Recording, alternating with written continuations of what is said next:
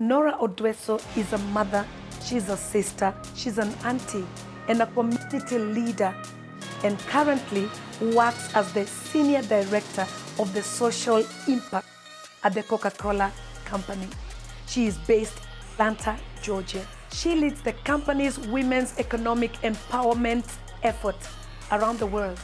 And she leads a team from over 100 countries on this. What an amazing woman. Her 23 years in corporate career spans across both finance and humanities. She has served on various commercial and non-commercial boards in Kenya as non-executive director, strengthening her ability to lead business strategy and deliver initiatives that protect and enhance business reputation, strengthen stakeholders' relationships while supporting revenue growth. As a woman, she is very passionate about impacting lives, and what she desires most is to make a difference and an impact on everybody that she ever meets. Widowed at a very young age, she has a story of loss and grief that I believe is gonna change your life, even as you watch Woman Without Limits. Nora, you're welcome. Thank you, thank you. It's so good to have you. Lovely for you to have me here. Yeah, you know. Yes, thank you. Yes, and then tell me, what is it that you enjoy? What do you love relaxing on? My life, Reverend Kathy, is very simple. Just 3 things, and you'll make me happy. My life is very simple. Right. It's based upon what I call the 3 Fs. Family, friends, and food. I like have that. Those 3, I'll be I'm fine. borrowing that. I'm borrowing that. Family, friends, and food. That's it. And you're That's good to what go. matters to me in life. Wow. Yes. Isn't that awesome?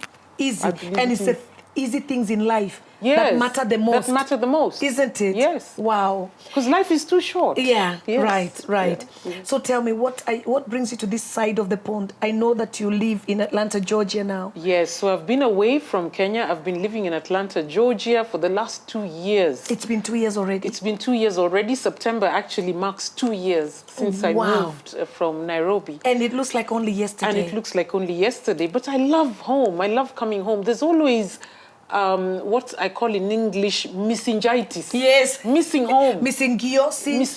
Or missingitis. Yes. I miss home a lot. Yeah. And one of my sons lives here. So I love coming to see him. I love coming to still come home. Coming home to just meet my family, meet my friends. You went away with one of your sons? No, one of my sons has been away in the US for the last 4 years. Oh, he went earlier than you? He went earlier than me. He went to school. He just graduated. Yeah. So he's now working in Boston. Uh-huh. And then the other son, the younger one, still lives here. Uh-huh. And even though he's 22, Yeah. parenting never ends. It never ends. I have to keep watching. It never ends. What's going on in your life. Believe me, Yes. the minute I tell my mother I have a cold, she's going to call me 50 times. Mommy, how are you feeling now? Yes. Really, Yes. at my age. Yes. Parenting doesn't So it end. never ends. No, it doesn't end. It just takes on a new dimension. Right. Yes. So now, first things first, you are an icon in the corporate. You've been there for like 2 decades or so. Yeah. And what has kept you going and has kept you really, thriving and such a big name? I wish I had a big name. Yeah. Who is this we're talking about? Nora. But yeah, it's when one decides that they want to go into a corporate life, one has to be very clear about why they want to go into a corporate setting. Because it's not easy. And there's a lot of things that one must take into consideration when you're in a corporate setting. And I guess like in every other thing in life. Right.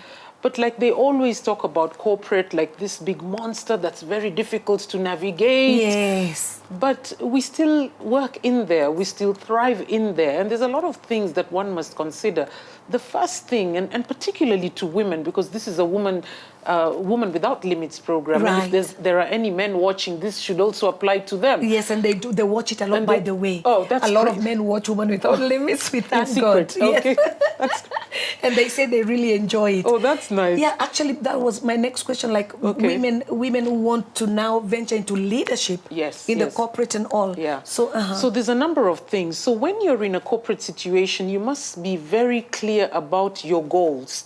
Why am I here? What sort of role have I been employed to deliver?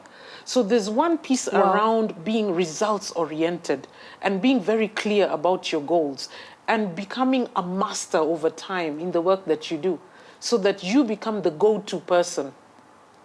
Hello. Anybody thinking about your area, they can only think about your name.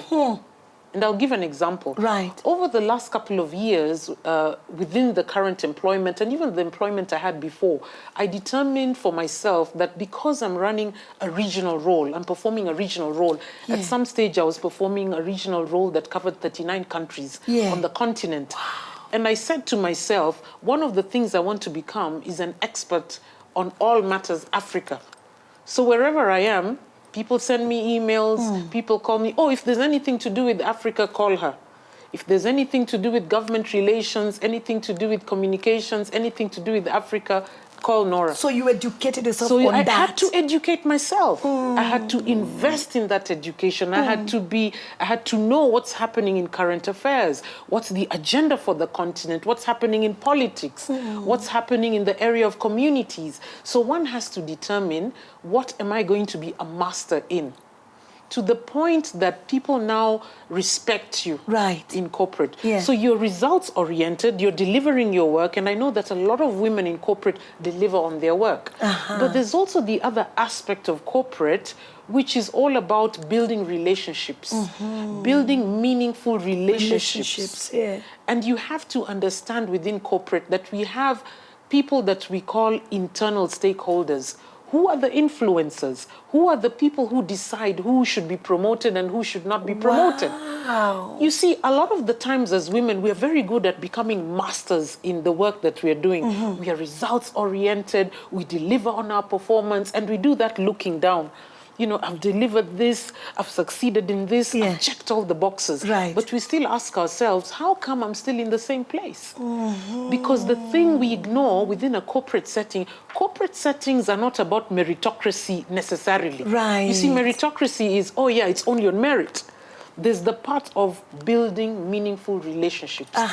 And within the corporate setting. Yes, within the corporate setting. And so one of the things you have to do in a corporate setting, number one, be clear about your goals. If you want to be in a corporate setting and decide, no, I'm fine wherever I am, that's good. Help yourself. Help yourself. As you told us earlier, help yourself. Yes. But don't mind me who's pushing. Who's pushing? Who wants to go higher? Going deeper, higher. Studying about it. Meeting different people who are where I want to go. Yes, becoming a master at what it is I'm doing. Understand the business that you've been employed in. Come on. Understand that business from end to end. Become a master. Become a master of it. You don't need to be a CEO to be a master in the business. Come on. You just need to know how that business works. And you do it properly, and you have a point of view about that business. So you know a little bit about HR, you know a little bit about operations, you know a little bit about government relations. So you have a point of view. You're well-rounded. Yes, you're well-rounded. You're not asked something you have no clue what's going on. You just roll in your eyes, like that's not my area. You cannot be like that. So you should also know the other areas that surround you. Exactly, know the other areas. And you'll find that within corporates, leaders are usually very open. If you're willing to learn, the teacher is always there. Walk into people's offices, set appointments, just say, my name is Nora, I'm interested in knowing about operations. Go out for market visits, understand that business. And over time, you become all-rounded. Build the right relationships. Within. Have the right attitude. Yes. Have the right attitude. Attitude is everything. So you lose friends when you don't have the right attitude. You don't have the right attitude. Nobody wants to be around you. Nobody wants to be around you. Corporates have fired people because of pathetic attitude. Even though you may be the most genius, the smartest person around. But because you have the wrong attitude. You can't deal with people. You can't deal with people. You don't know how to talk to people. Exactly. Yet they're the ones who have kept you in that job in the first place. Yeah. Wow. You have a wrong attitude, you speak horribly about your employer, yet you're still on the payroll. So you must have the right attitude, you must build the right levels of, have the right relationships. Right. With the right stakeholders, who I would also call the right leaders within the organization. And what keeps you still in your self-worth? Like what keeps you, maintaining your self-worth? Like you don't get lost in between. Oh, yes, yeah. And it's just work, and you there's nothing else to you. So it's very important, and that's a very good question. It's very important that you determine what I would call your negotiables and non-negotiables. Because in a corporate setting, you have to continue to remember that my life is not just about the work. As Nora, I'm a mom. I'm a sister. Yeah. I used to be a wife. Yeah. I'm a community leader. I'm a woman of great faith. I have friendships all over. All over. And not all those friendships are within the corporate setting. And from that, you easily derive, here is who I am.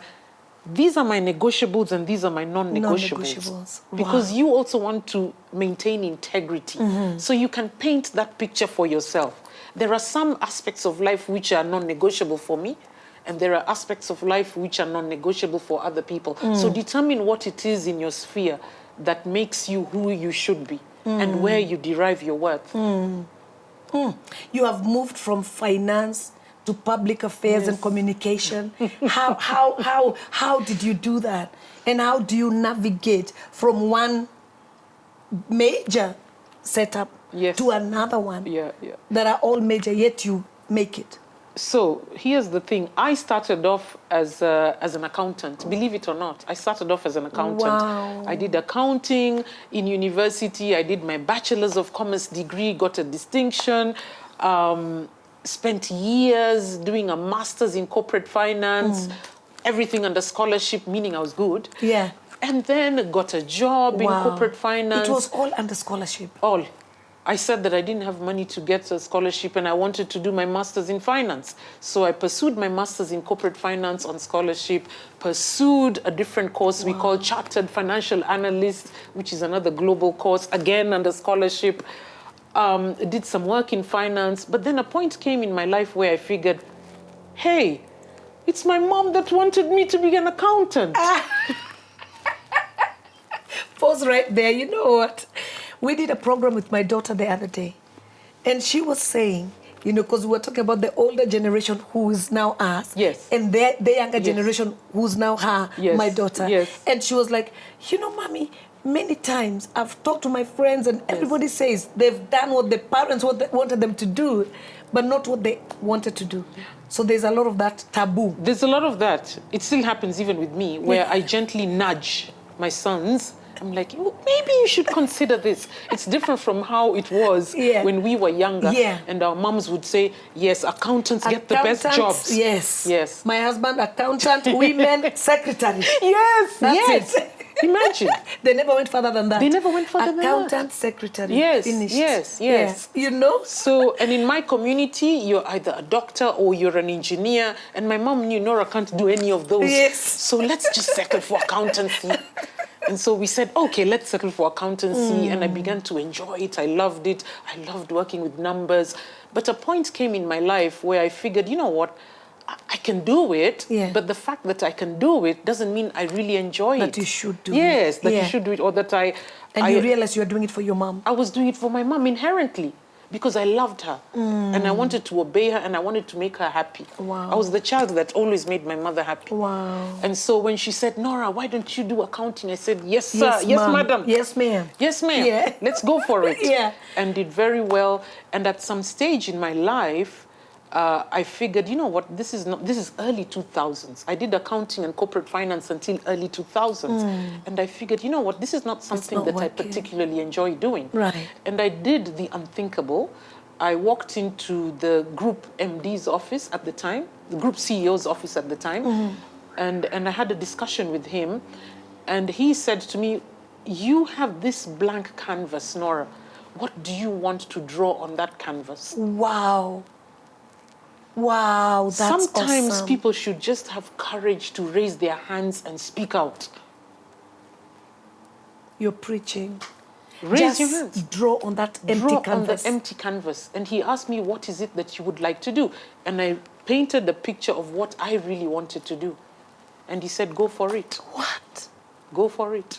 And you stemmed out. And I stemmed out of finance. So and I that's wobbled, yeah.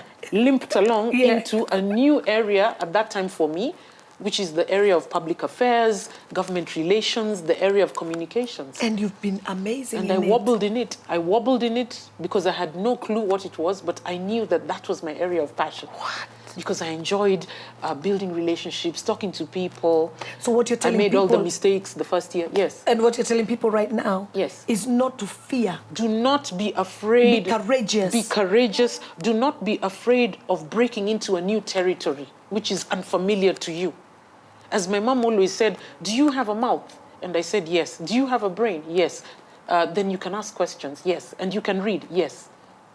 So ask questions. Ask questions. Read about that area that you're passionate about. Don't die in an area yes. where you're not even passionate about. Yes. How many people are actually living even from hand to mouth? Exactly. And then going to a job from 8 to 5 that Yes. they hate with all their energy, everything in them, every fiber of their being hates it, but they're always there. For a salary. For 20 years. Yes. For 30 years. Yes. So you're saying you need to be courageous Yes. enough to Yes. rise up, step Yes. out, Yes. and do what you love Yes. to do, Yes. and watch God. Yes. And even within corporates, because people have asked me this question. People say, oh, how did you transition? I really want to transition. And when I ask them, have you spoken to somebody in the corporate? No, I haven't. Why? Oh, I'm afraid they won't listen to me. They haven't asked. You don't have because you don't ask. That's scripture. But you should ask. Yes. That's what James tells us. Exactly. Yeah. You have should not, ask. Yes. for you ask not. Because you've not asked. What is the worst that can happen? They'll say no, and still you don't give up. Yeah. There's so many opportunities all over. At least you tried. You tried. Try again. Yes, try again. Yeah. Speak to whoever leads that function. Express your interest. Begin to learn to build on your passion. So somebody should transition if they know Yes. that they are not in the right Yes, thing. yes, No matter yes. how Yes, unpredictable. yes. And you know what, sometimes, what happens is that when we are young, our minds take us to places that are not necessarily places that we want to be in the future. Because as you grow, you evolve, your mind evolves. Like, for instance, there's many young people that I speak to who tell me, oh, I want to be a neurosurgeon, I want to be an accountant. But after a couple of years, they change their mind. Yes. Yeah. So I end up with people who are now running record label studios and they studied neurosurgery. People who studied medicine, but they're now DJs. Right. Because they've evolved into an area of passion. Right. Not necessarily pushed by parents, but because they have evolved in their thinking. Into their own, yes. Yes, into so their that's own their be- passion, yes, that's their passion. desire, Yes, and yes. they followed after Yes. that. And it's okay. It's okay. It's okay? Yeah. Okay. It's okay to study maths and then become a DJ. Exactly. As long as it's a source of livelihood, you got to make some profit out of your passion. Put some money on the table. Put some money on the table. Yeah. Yeah. Okay, tell me, how do you handle crisis? I know in the corporate, there must be a lot of crisis. Yes. And especially with your lot. Yes. Because you've been working for Coca-Cola for a while. Yeah, yeah. How do you handle crisis? So it depends. There's personal crisis, and there's also crisis within the organization. I'm talking corporate. Oh, corporate crisis. Yes. Oh, we handle crisis all the time. We have a team in our organization. All they do is handle crisis. There are people who are called director of issues and crisis. And we work with them. Yani, it's a department. Yes. My goodness. Yes. Of They just call them issues director.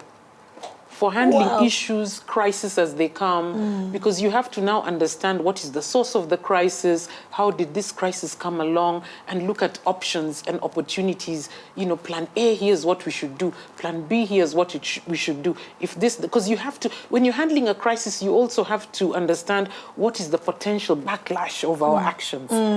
So all that, we have you tools. have to look at it all around. Yes, and we have see. tools. Yes, Wow. we have tools. Okay, tell me. I know in the corporate, it's vicious. Like somebody always wants your job. Like somebody is always pushing for you to get out so they can come in. I thought even in church this happens. Well, but in the corporate, it's crazy. It's like, you know, how is that? How do you handle that? Yeah. Nora, and in your position, I know there's so many who want that position. Yeah. It's a tough situation, and different corporates have different dynamics. And again, like I've said before, you need to be clear. Even though you're delivering on your results, you need to be very, very clear about your stand. In every corporate situation, there's always one or two people who want your job. But if you're delivering your results, and if you're maintaining the right level of relationships, you shouldn't worry about people who want you. By the way, there's also a dynamic of managing politics. So a lot of women especially have come to me and said, you know what, I am only here to do my job. I am not touching politics. I'm not managing politics. Guess what? Politics will manage you. So you might as well. You might as well. Yes. You better find out what politics are going on around you. What's happening. Yes, your antennas have to be high because you're working in an environment that respects meritocracy, but it's run by human beings. Right. And wherever there's human beings, there are issues. There are issues. Yes. There's always politics wherever there are human beings. Right. Even in heaven there was politics. Absolutely. That's why Lucifer was thrown out. Yes. So in whatever situation, in a corporate situation, you must understand what is the culture of this organization. How do people work here? Have your antennas very high and be clear about your role, and also and I keep emphasizing this, build the right relationships. When you do that, I believe you manage. Right. Yeah. So even in this crisis, we're in a crisis, a pandemic right now, and it's all over the world. It's all over the world. Even in this crisis, what you're saying is don't give up. Keep building, keep pushing, keep working. You can't stop. You can't stop. Keep climbing higher. Keep climbing higher. Believe it or not, even now in the pandemic, there are people who have said this crisis is for my increase. And there are people who have done very well. There are people who are increasing. The table. Yes, I know. There are people who are increasing. I know. At this time, I know I've met countless of them that are thriving even in this season. Even in this season. Right. And I have to say that I empathize. We cannot trivialize the fact that this crisis has taken away, the pandemic has taken away lives, the pandemic has taken away livelihoods. You and I know people who have gone as a result of the pandemic. Absolutely. People who have lost their entire livelihoods. And it's a season that we will have to go through. It is a season. But we can't give up. We can't give up. We can't give up. Yeah. It actually brings me now to what I want us to talk about today. You know, even though what we've talked about already is so powerful because there's somebody out there in the corporate that wants to give up, that wants to throw in the towel. And even maybe before we venture into the next thing, you can tell them to not give up, not throw in the towel. Yeah, you cannot give up. I would say that for as long as you have breath, you cannot give up. For as long as you have your talent, you have your skills, you cannot give up. Earlier we were talking about how badly the Kenyan economy is doing. And many times I tell people that Kenya cannot be your only footstool. The world has become so small. It's global now. It's global. You have to think globally. You have to think globally. Don't be at the place of despair where you said, hii nchi hakuna opportunities. You have the talent. Right. You can write. You can go online. There are so many people that have moved online. People are starting up new businesses. To be honest, in the US right now, there's so many, millions of people have refused to go back to work. People have started other small businesses online. People have rediscovered themselves and they're readapting and doing completely other things. So I would say that open up your mind to be creative about what else that you could do. And I would also encourage that you speak to wise people, people who in your mind you consider are wise, to seek counsel rather than stay in your house cooped up, in your own house, in your own mask, not talking to anybody.